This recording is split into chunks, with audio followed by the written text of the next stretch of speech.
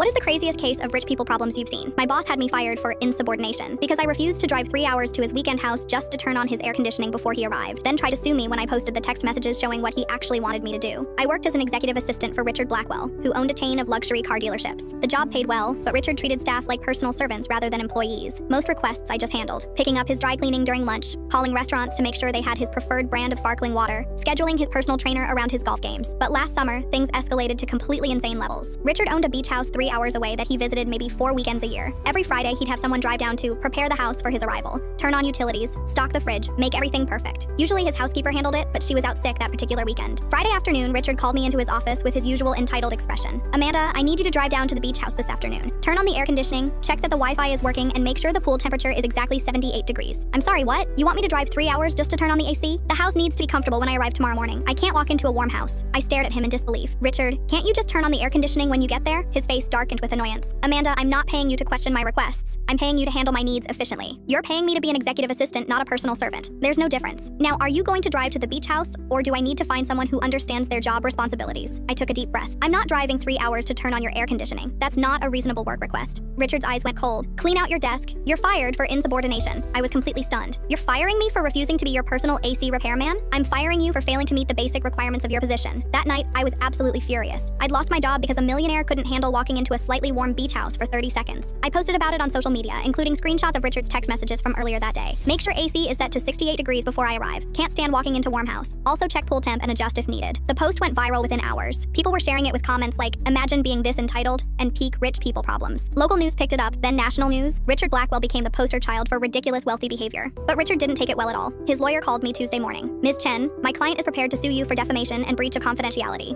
You violated your employment agreement by sharing private communications. I shared text messages showing exactly why I was fired. How is that defamation? You've damaged Mr. Blackwell's reputation and business interests. He damaged his own reputation by firing someone for refusing to drive 3 hours to turn on his air conditioning." The story got bigger when Richard's other employees started coming forward. Apparently, I wasn't the first assistant fired for refusing ridiculous personal errands. Sarah had been fired for refusing to fly to Miami just to pick up his favorite cigars. Mike got fired for questioning why he needed to wash Richard's cars every single day. Richard's dealership started getting negative reviews. Customers were canceling orders. Business partners were distancing themselves from the AC guy. 3 weeks later, Richard's lawyer called again. "Mr. Blackwell would like to offer you a settlement. Full severance pay plus $50,000 in exchange for removing the social media posts." I almost laughed out loud. "He'll pay me 50 grand to pretend he didn't fire me for refusing to be his air conditioning technician?" I took the settlement. $50,000 for refusing to turn on a rich guy's air conditioning seemed like a pretty good deal.